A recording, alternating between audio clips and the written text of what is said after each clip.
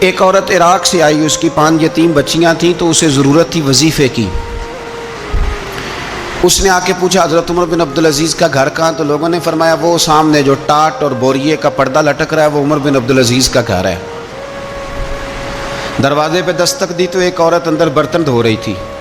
پوچھا السلام علیکم، امیر المومنین سے ملنا ہے۔ وہ کہنے لگی اس درخت کی چھاؤں میں بیٹھ جاؤ، ابھی تشریف لاتے ہیں۔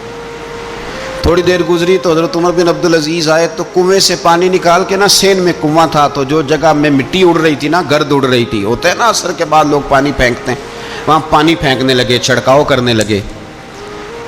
تو تھوڑی تھوڑی باتیں وہ خاتون آپ سے کرنے لگی، تو وہ جو عورت آئی تھی نا وہ کہنے لگی تم غلام سے باتیں کر رہی ہو، تمہیں پردہ کرنا چاہیے۔ کہنے لگی یہ غلام نہیں، یہ میرے شوہر ہیں اور یہ امیر المومنین عمر بن عبدالعزیز ہیں۔ کہنے لگی یہ عمر بن عبدالعزیز ہے؟ کہا ہاں یہ عمر بن عبدالعزیز ہے۔ تو وہ خاتون حاضر ہوئی، کھجوریں اس کو دی گئی کھانے کے لیے۔ اس نے کہا حضور میری 5 یتیم بیٹیاں ہیں، مجھے وظیفہ چاہیے۔ جناب عمر بن عبدالعزیز نے ایک بیٹی کا نام پوچھا، ولدیت پوچھی، وظیفہ لکھا۔ عورت کہنے لگی اللہ تیرا شکر ہے میری بچی کا وظیفہ لگ گیا۔ دوسری کا نام پوچھا، ولدیت پوچھی، عمر پوچھی، وظیفہ لگایا۔ اللہ تیرا شکر ہے میری یتیم بچی کا وظیفہ۔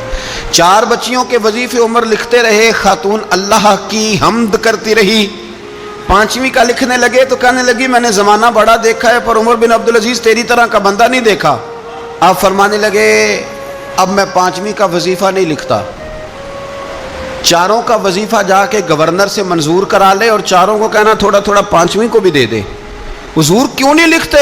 فرمایا جب تک تو حمد کے لائق رب کی حمد کر رہی تھی میں وظیفے لکھ رہا تھا، اب تو نے میری تعریفیں شروع کر دی۔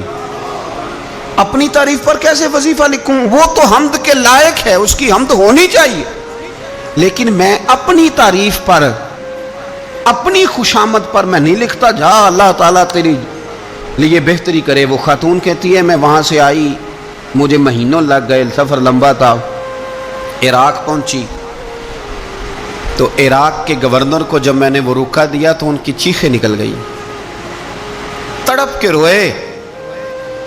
میں نے کہا کیا ہوا؟ کہنے لگی بی بی جس نیک آدمی نے تجھے یہ لکھ کے دیا تھا نا، چند دن ہوئے ان کا انتقال ہو گیا۔ عمر بن عبدالعزیز پردہ فرما گئے۔